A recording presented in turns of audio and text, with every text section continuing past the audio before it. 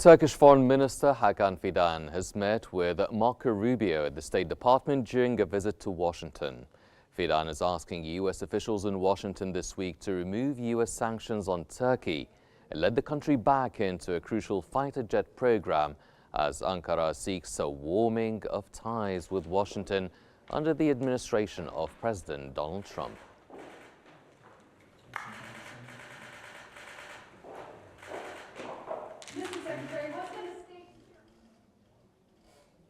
A Russian oil tanker has started unloading about 100,000 tons of crude oil in Banias port on the Syrian coast ahead of moving them to the refinery tanks.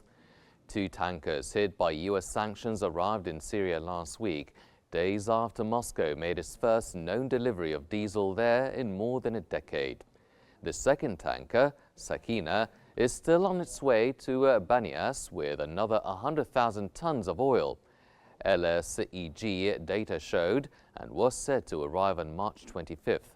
Both vessels are subject to the U.S. sanctions imposed on January 10th, as is the Umba storage tanker near the northern port of Murmansk, where both vessels loaded the volumes in February.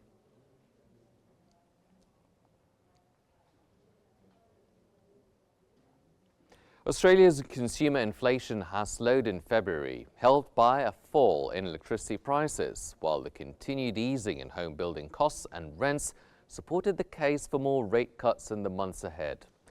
Data from the Australian Bureau of Statistics showed the monthly consumer price index was flat in February from January. The annual pace slowed to 2.4% from 2.5% versus forecasts for no change.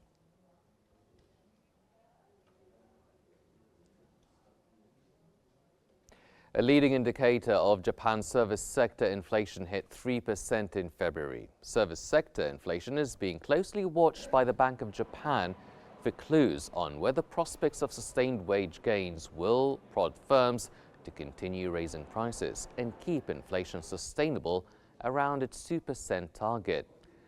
Bank of Japan data showed February year-on-year gain in the Services Producer Price Index slowed from a revised 3.2% increase in January.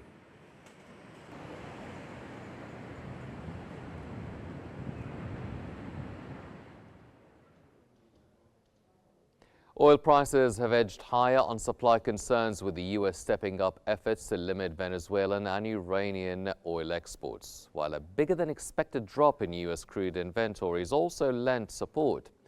Brent crude futures gained 0.3% to $73.22 a barrel, while U.S. West Texas Intermediate crude futures rose 20.3% to $69.20 a barrel.